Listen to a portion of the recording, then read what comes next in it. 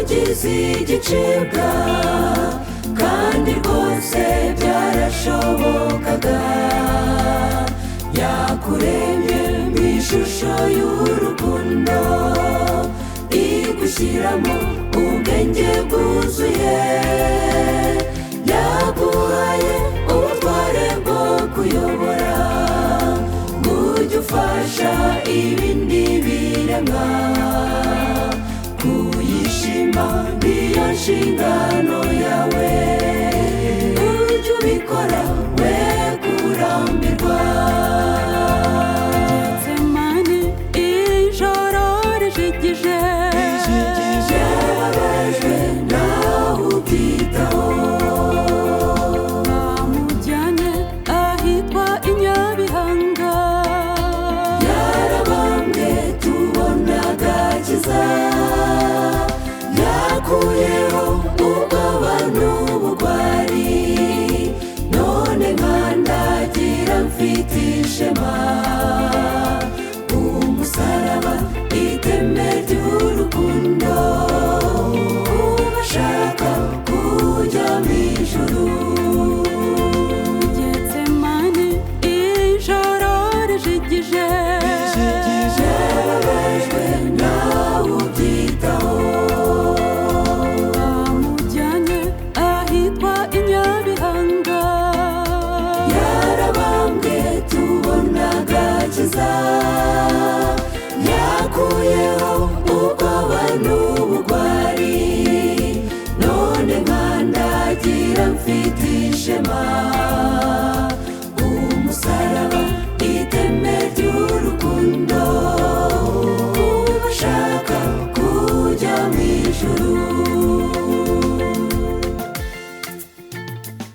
Ijuru ryari rifite intego kandi yagombaga kugerwaho, iyo kumenyesha ikiremwa muntu agaciro kanini gifite.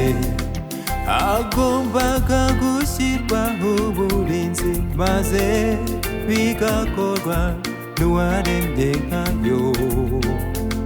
Uwabikoze niwe wari ubikwiye, niba umunsi tuzamuveho. Ijuru ryari rifite intego kandi yagombaga kugerwaho, iyo kumenyesha ikiremwa muntu agaciro kanini gifite.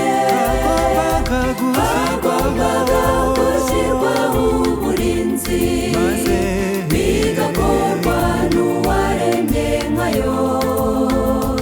Uwabikoze niwe wari ubikwiye, niba umuzi ntuzamuveho. Getsemani ijoro rijigije, yababajwe nawe ubyitaho. bamujyanye ahitwa i Nyabihanga, yarabambwe tubona agakiza, yakuyeho ubwoba n'ubugwari,